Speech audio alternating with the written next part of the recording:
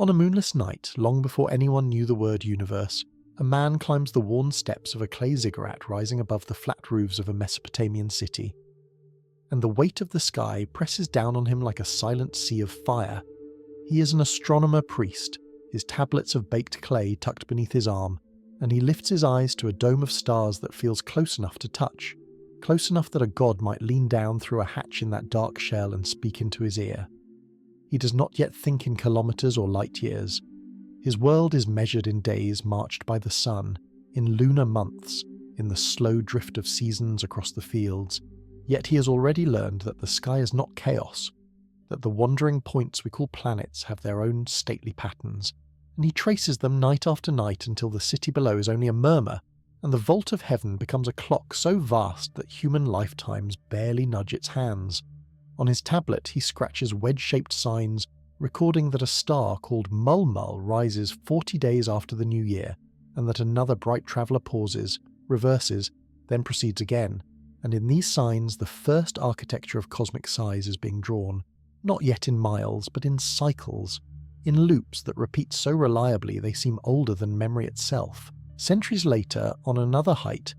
a stone outcrop above the Aegean Sea, a Greek philosopher watches that same sky and dares to say that the earth beneath his sandals is not a flat raft at the centre of everything, but a sphere, a rounded world whose shadow on the moon during an eclipse reveals its shape as clearly as any crafted bronze ball in a sculptor's workshop. He gestures toward the curved edge of the moon's darkness and argues that only a globe could cast such a shadow, and this simple line of reasoning stretches the scale of the human imagination from a local plane to a planet.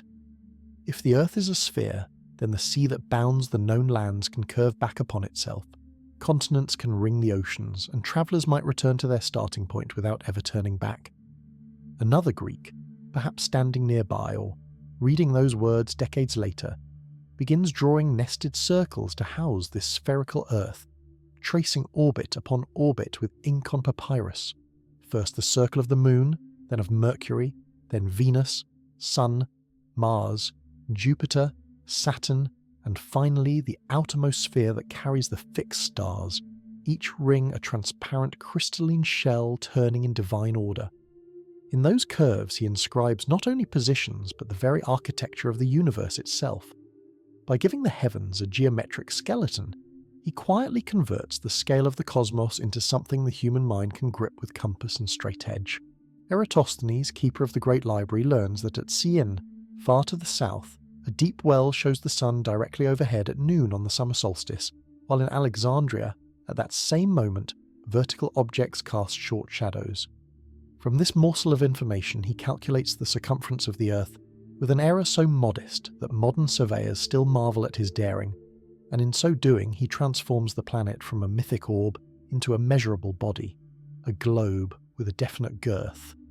Once Earth has a size, the heavens must too. If the Moon's orbit fits inside a certain number of Earth diameters, if the Sun lies yet farther out,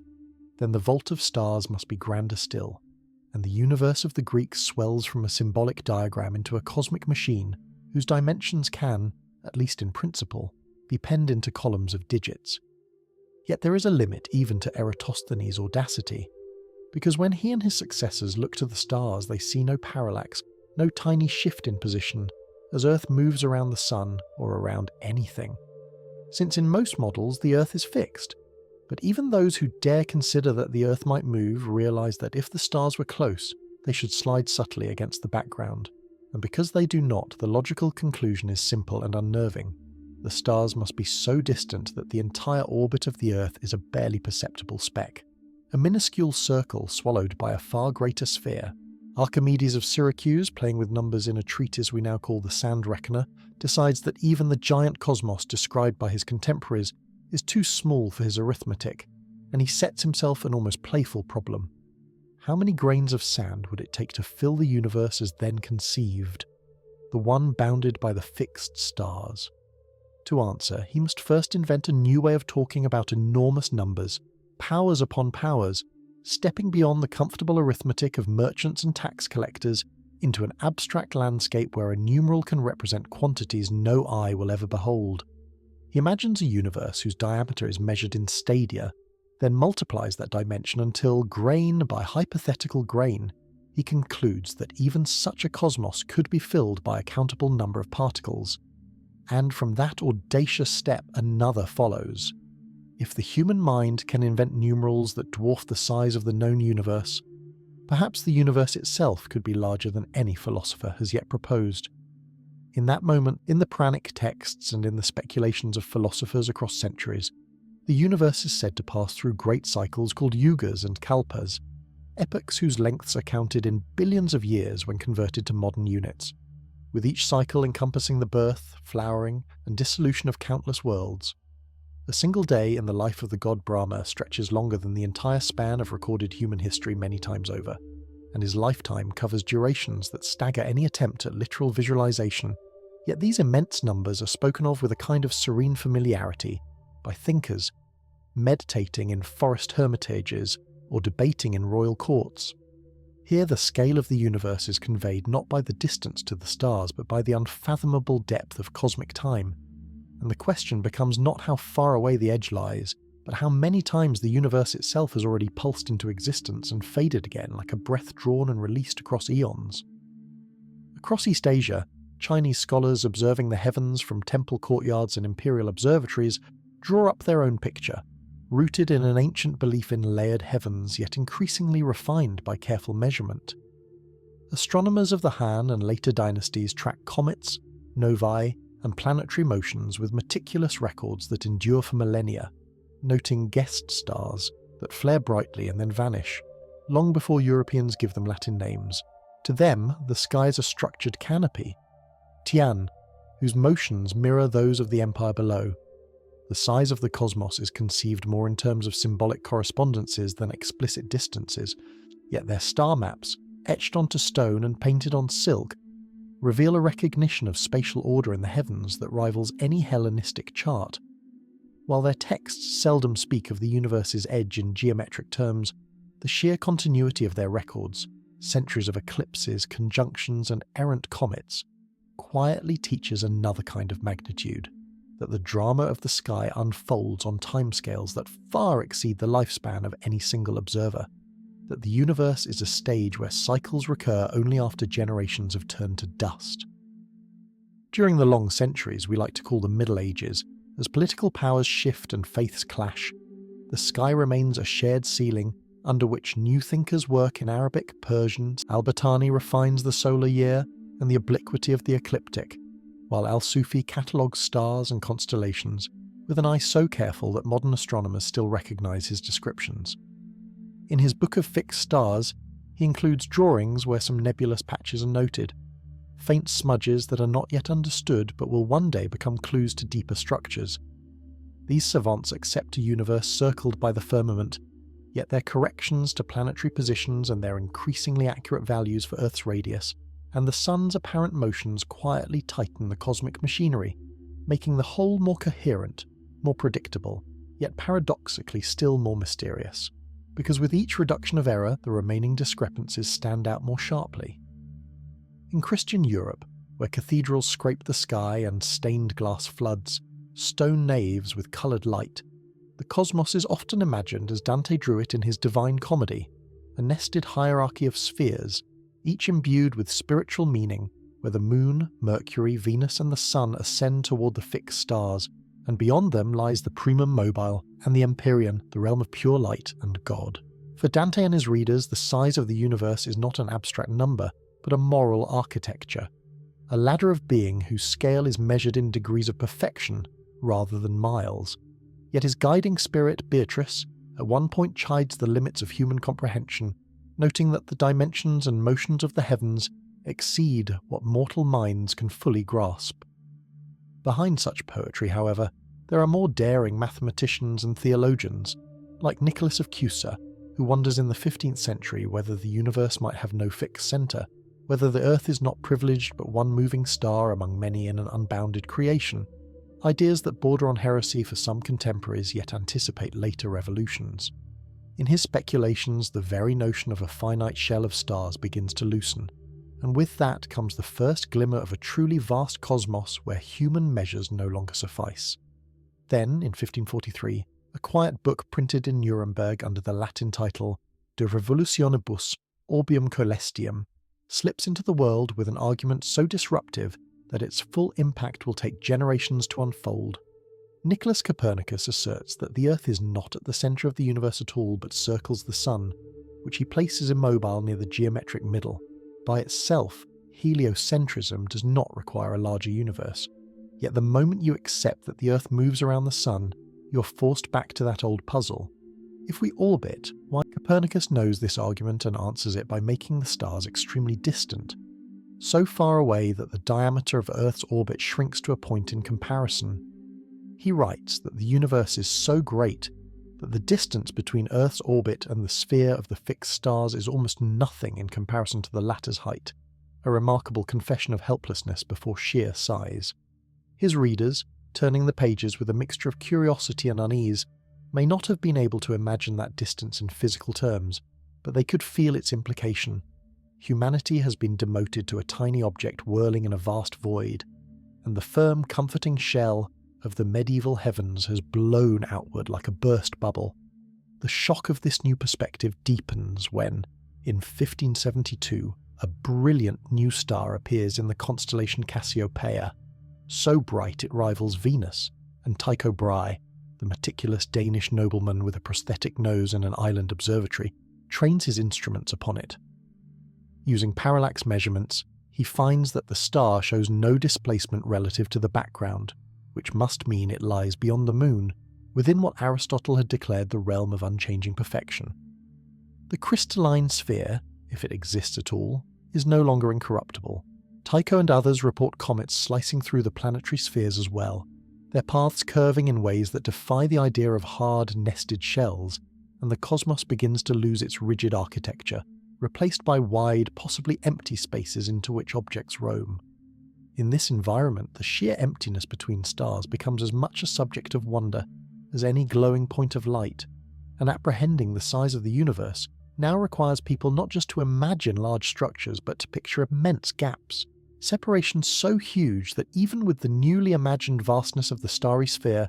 most of the cosmos is nothing at all. Not everyone is content to let the stars stay confined to a single shell, however.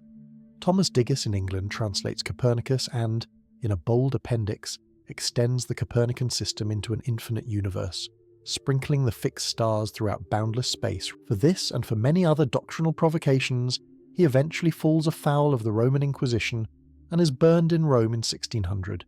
his tongue silenced while his ideas smoulder in clandestine texts and whispered conversations. Later generations will mythologize him as a martyr to scientific truth,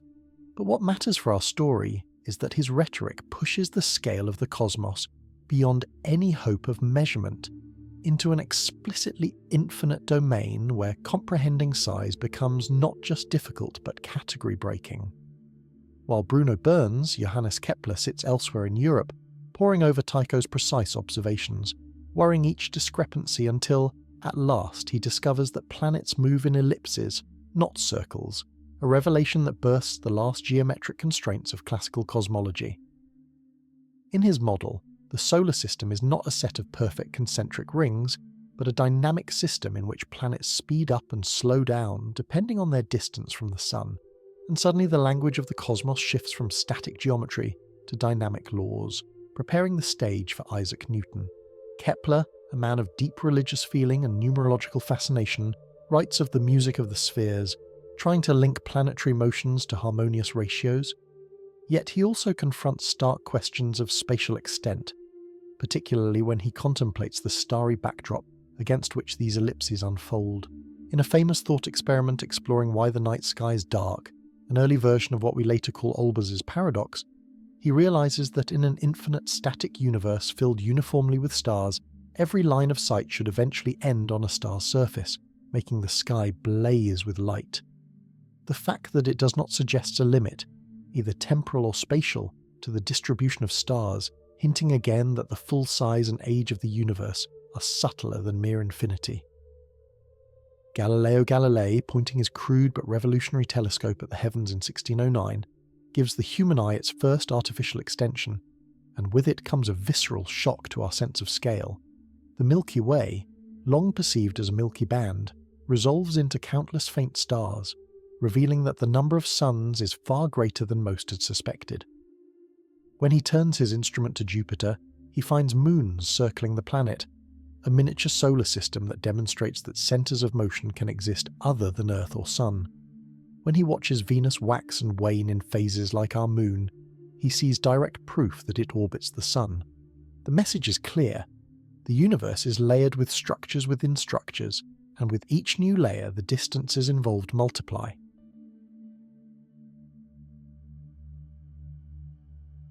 If the Moon is about 30 Earth diameters away, if Jupiter lies 5 times farther from the Sun than we do,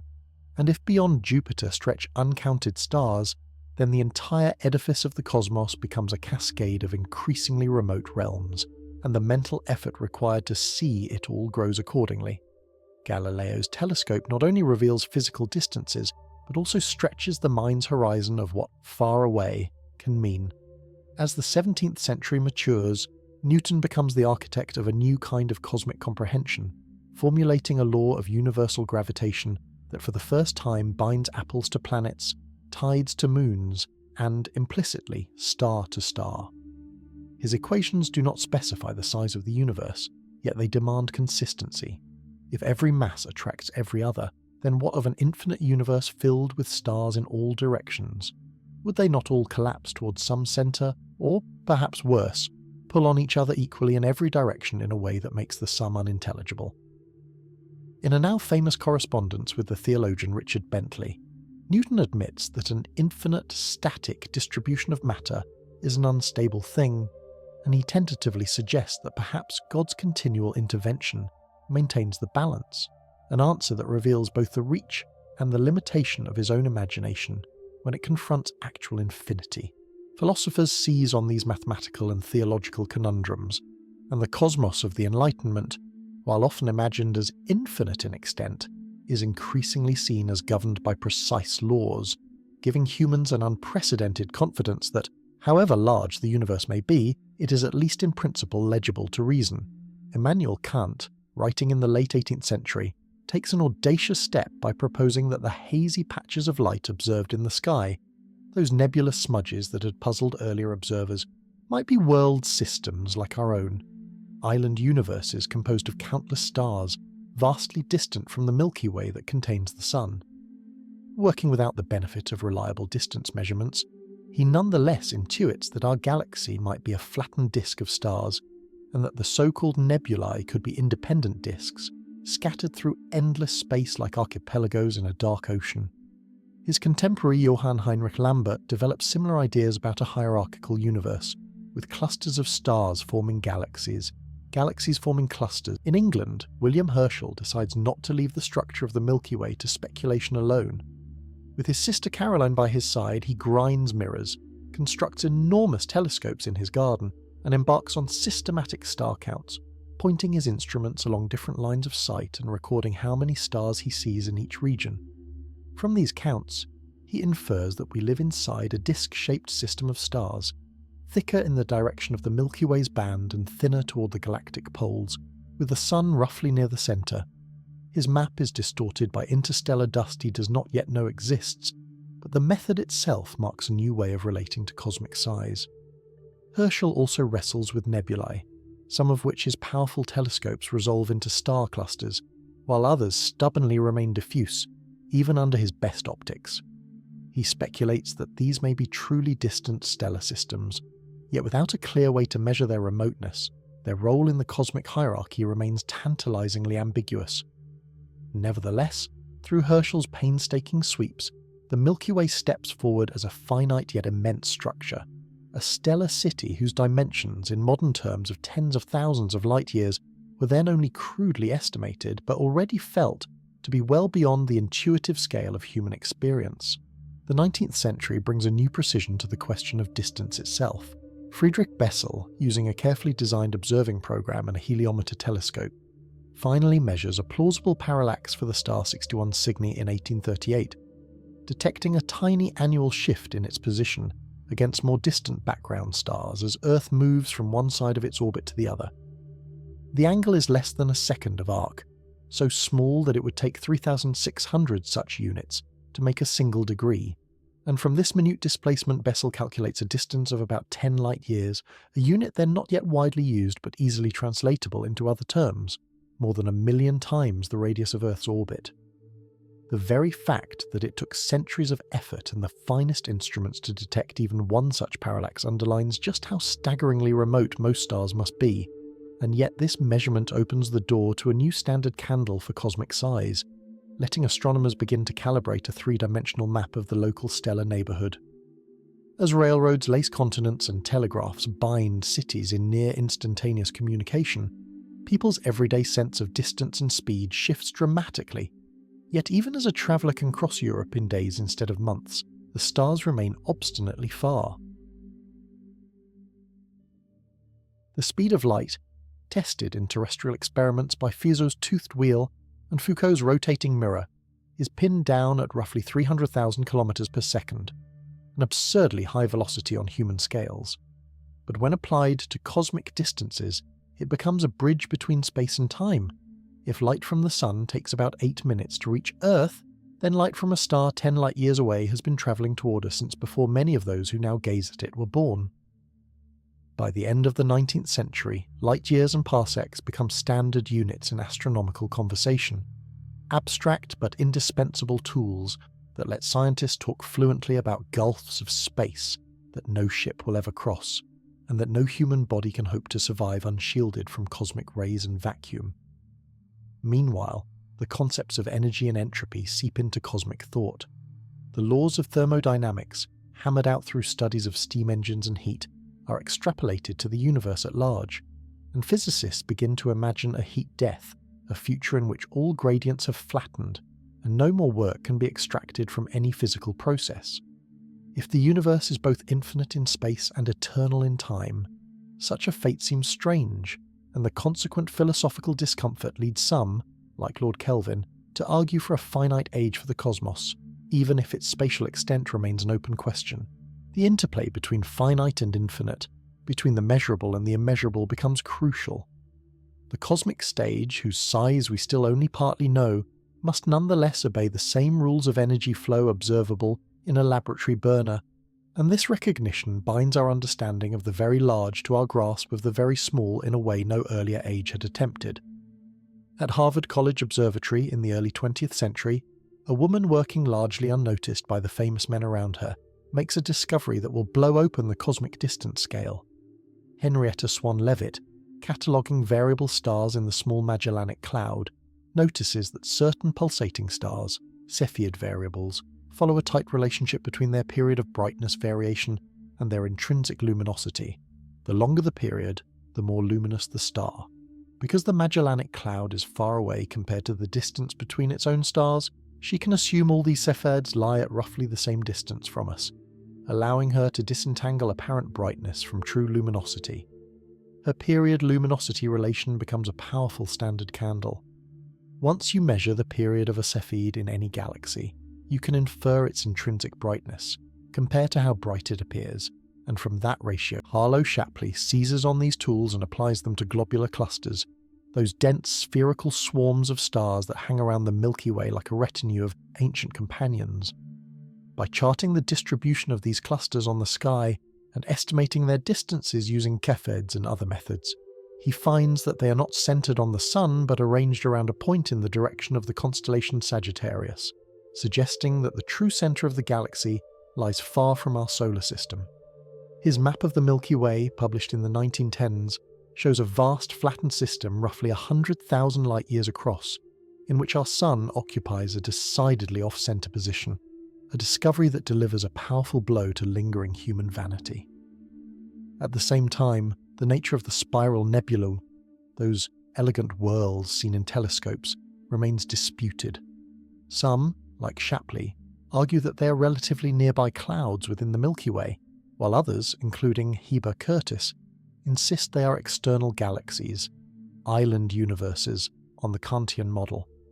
The controversy erupts publicly in the so-called Great Debate of 1920, held at the Smithsonian Institution in Washington, where Shapley and Curtis present competing views of the scale of the universe, Shapley emphasizes the enormous size of the Milky Way and downplays the distances to nebulae,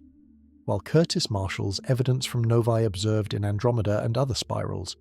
suggesting they must lie far beyond the galactic boundary. The debate concludes without a clear victor, because crucial data are still missing, yet the very fact that learned men can differ by factors of 100 or more in their estimates of cosmic size underlines how precarious our sense of the universe's dimension still is at that moment. It is as though the stage on which humanity stands has been recognized as a disk rather than a sphere. Our place on it has been shifted off-center,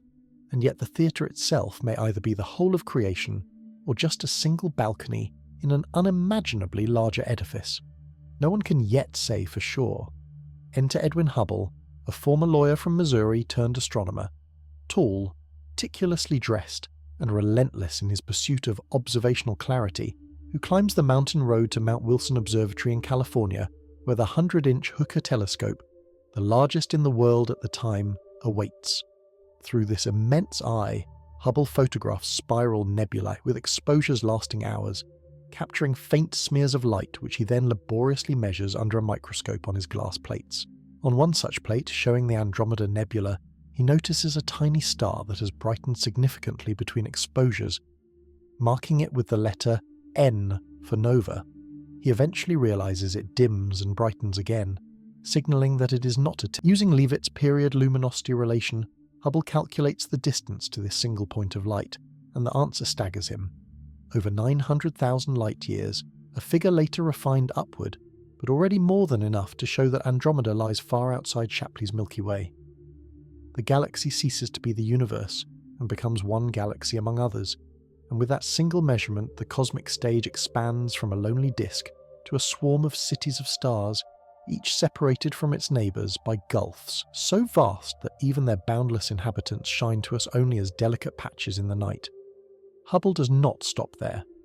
Working with Milton Humason, a former mule driver turned spectroscopist, he gathers redshift data for dozens of galaxies, measuring how much the characteristic spectral lines of their stars are shifted toward the red end of the spectrum, indicating that these galaxies are receding from us. Plotting redshift against distance, he finds a roughly linear relationship. The farther away a galaxy lies, the faster it appears to be moving away, in what will become known as Hubble's law. At first, this law simply describes an observed pattern, but its implications are profound. The universe is not static, but expanding, every galaxy rushing away from every other like dots on the surface of an inflating balloon. The comfortable idea of an eternal, unchanging cosmos, favoured by many philosophers and by Einstein himself when he first wrote down his equations of general relativity, crumbles in the face of this data, and with it the very notion of cosmic size takes on a new character, because in an expanding universe, distances are not fixed but stretch with time, like rubber bands hooked to receding walls. Einstein's theory, which he developed in 1915, had already declared that space and time are not separate, rigid backdrops but a four-dimensional fabric, space-time, that can curve under the influence of mass and energy, guiding the motion of planets, light, and even the universe's own expansion. Initially, Einstein had tried to force his equations to admit a static solution,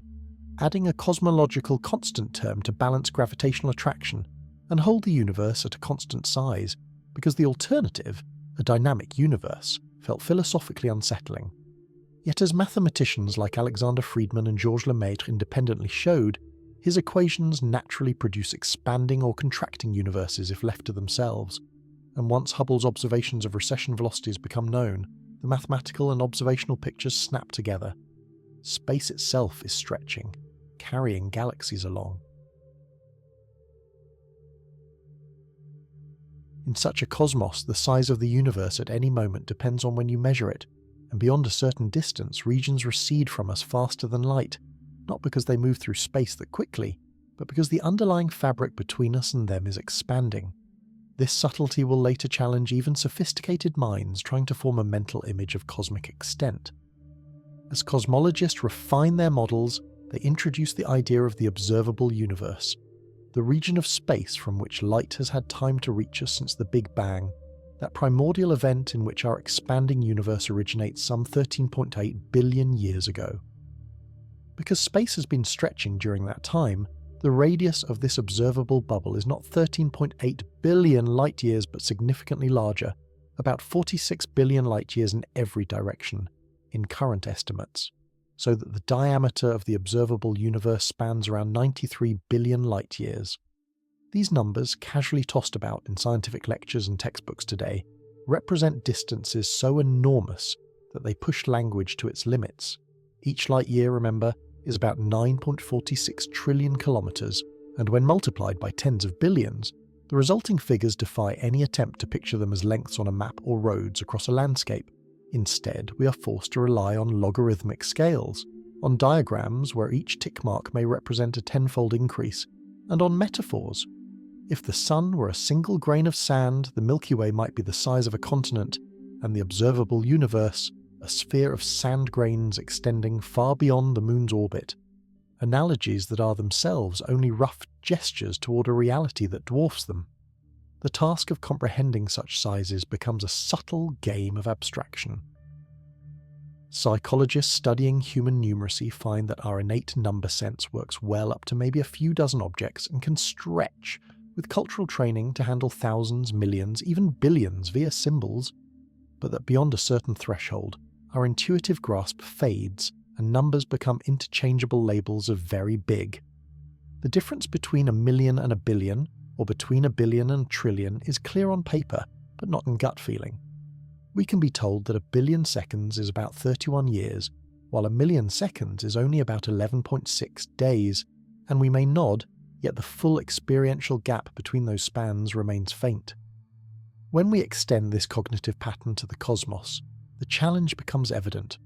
We can write 1026 meters for the approximate radius of the observable universe in metric units, and manipulate that symbol in equations, but we cannot truly visualize a line of that length, any more than we can envision all Carl Sagan popularizes the cosmic calendar, an image in which the entire history of the universe is compressed into a single year, with the Big Bang at midnight on January 1st and the present moment at the stroke of December 31st. On this scale, the Milky Way forms in May, the Sun and planets in September. Multicellular life appears in December, dinosaurs stride for a few days near Christmas, and all of recorded human history occupies the last few seconds before New Year's Eve. Others use travel metaphors. If a spaceship could move at the speed of light, it would still take over 4 years to reach Proxima Centauri, the nearest star, a few tens of thousands of years to cross the Milky Way's disk, and tens of millions of years to journey to the nearest clusters of galaxies. These stories do not make the distances truly intuitive.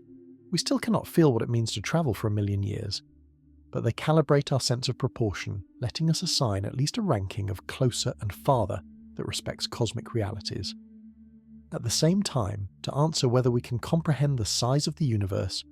we must consider not only our mental limits, but also the structure of the universe itself as revealed by ever more sensitive instruments. Radio telescopes, beginning in the 1930s with Carl Jansky's detection of cosmic static from the centre of our galaxy, and later with Grota Reber's homemade dish, open new windows, uncovering phenomena invisible in optical light, cold hydrogen clouds, pulsars beaming like lighthouses, and, most dramatically, the cosmic microwave background radiation discovered accidentally by Arno Penzias and Robert Wilson in 1965. This faint, nearly uniform glow from all directions, with a temperature of about 2.7 Kelvin, is interpreted as the afterglow of the Big Bang, light released when the universe was only about 380,000 years old and hot plasma cooled enough for neutral atoms to form. The microwave background is in some sense the largest surface we can see, a spherical shell around us at unimaginably great distance, corresponding not to a place in space as we experience it now, but to a moment in the deep past when the entire cosmos was much smaller and denser.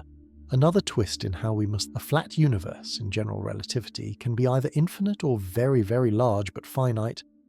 Current observations suggest that if it is finite, its curvature radius exceeds the radius of the observable universe by at least a significant factor, making any global edge effectively unknowable by direct observation. Thus, we're left with a universe that, as far as empirical data can show, might stretch without bound in every direction, or might wrap around on itself in some exotic topology, but whose observable portion is capped by the finite speed of light and the finite time since the Big Bang, a dual limitation that shapes not only what we see, but what we can even coherently define as the size of the universe. This raises a profound conceptual challenge. Can one claim to comprehend the size of something whose total extent may be fundamentally inaccessible? Historically, humans have often equated universe with everything we see, and in that pragmatic sense we can assign a radius to our observable domain and call it, provisionally, the size of the universe as it concerns us. However, modern cosmology encourages a distinction between observable universe and universe at large, the latter potentially stretching far beyond our horizon, perhaps into regimes we can never cross even with the most advanced technologies. Inflationary models, which posit a brief epoch of exponential expansion in the early universe, suggest that the region which inflated to become our observable universe may be just one patch in an enormously larger inflating space, like a tiny frost pattern on a window that extends beyond the frame. Some variants even propose a multiverse of bubble universes, each with its own physical constants and cosmic history. Whether these speculations are correct remains an open question, yet they highlight how our attempts to comprehend cosmic size are continually outpaced by theories that push the boundaries outward exponentially. On smaller yet still colossal scales, vast surveys of galaxies conducted by instruments like the Sloan Digital Sky Survey and the Dark Energy Survey reveal that matter in the universe is not randomly sprinkled, but arranged in a sprawling cosmic web. Galaxies cluster along filaments hundreds of millions of light-years long, which meet at dense nodes, clusters and superclusters, while between these filaments lie enormous voids, nearly empty regions tens of millions of light-years across. Structures like the Sloan Great Wall, a filamentary superstructure about 1.4 billion light-years in length, or the Hercules Corona Borealis Great Wall, an even larger claimed feature, show that the universe's architecture itself has a scale that defies any naive notion of big. To imagine a filament of galaxies stretching for over 1 billion light-years is to picture a chain of Milky Way-like systems, each separated by their own intergalactic distances, arranged in a pattern whose sheer length is comparable to 1/10 of the radius of the observable universe. Yet even these colossal structures are tiny ripples on the backdrop of the full cosmic expanse. From the vantage point of a human life, constrained to less than a century and anchored to a planet whose diameter is about 12,742 kilometers, the leap required to mentally scale up to billions of light-years is vertiginous. Yet over time our cultures have developed cognitive prosthetics, mathematical notation, scientific visualization, narrative metaphors, that allow us to manipulate and discuss these sizes even if we cannot feel them directly. Children in classrooms learn that Earth orbits the Sun at about 150 million kilometers, that the Sun is one of hundreds of billions of stars in the Milky Way, that the Milky Way is one of trillions of galaxies, and that the observable universe spans about 93 billion light-years. They may not internalize these as vivid images, but the hierarchical pattern lodges in the mind. Scientists in their daily work swap between units and scales as a pianist moves across octaves, treating distances from atomic diameters to cosmic horizons as points on a continuum expressed in powers of 10,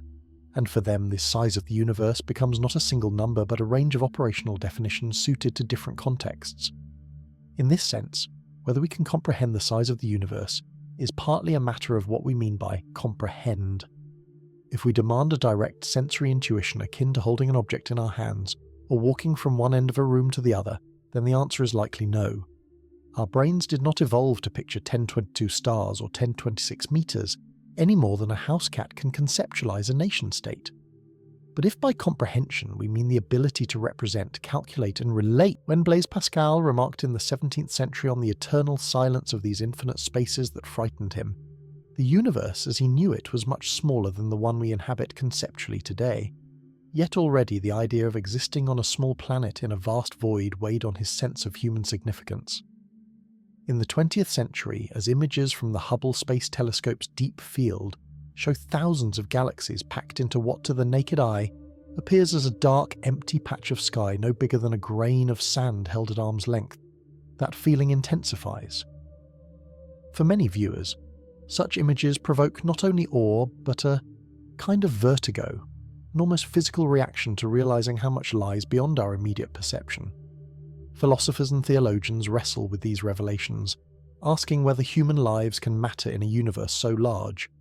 whether consciousness has any role in a cosmos that could go on perfectly well without ever producing beings capable of measuring its size. Yet there is a counterpoint to this existential unease,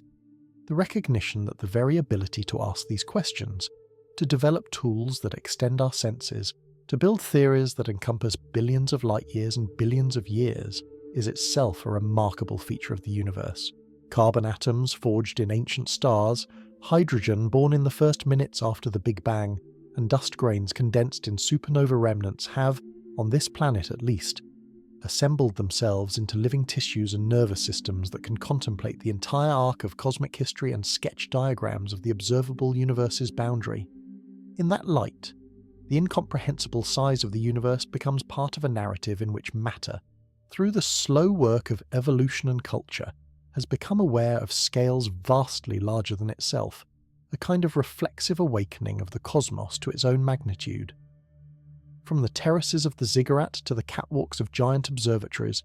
from clay tablets incised with star lists to supercomputers simulating cosmic structure formation, the thread running through this long human story is not a simple triumph over ignorance, but a continuous negotiation with our cognitive limits. We oscillate between literal measurement and metaphor, between equations that nail down parameters to 3 decimal places and poetic phrases like billions and billions that wash over the mind in a hazy sense of immensity. Each era has treated the edge of the known cosmos as a horizon of wonder, and when that horizon recedes, as it did with Copernicus, with Herschel, with Hubble, with the discovery of the cosmic microwave background, the initial disorientation gives way to a new, provisional stability in which the enlarged universe, once assimilated, becomes the backdrop to everyday thought, ready to be enlarged again. So when we ask whether we can comprehend the size of the universe, we are really inquiring about this dynamic equilibrium between mind and cosmos, about how far symbolic reasoning can substitute for direct intuition, and about how comfortable we are living with the idea that what we can currently see and describe may be only a minuscule fraction of all that exists. The universe, as far as we can tell, is at least 93 billion light-years across in the portion revealed to us, and plausibly much larger or even spatially infinite, populated by structures from subatomic particles to galaxy clusters, evolving over 13.8 billion years, and possibly stretched by inflation far beyond any hope of direct scrutiny. We, tiny ephemera on a rocky world orbiting a routine star in one spiral arm of one galaxy among trillions, have nonetheless managed to piece together this picture,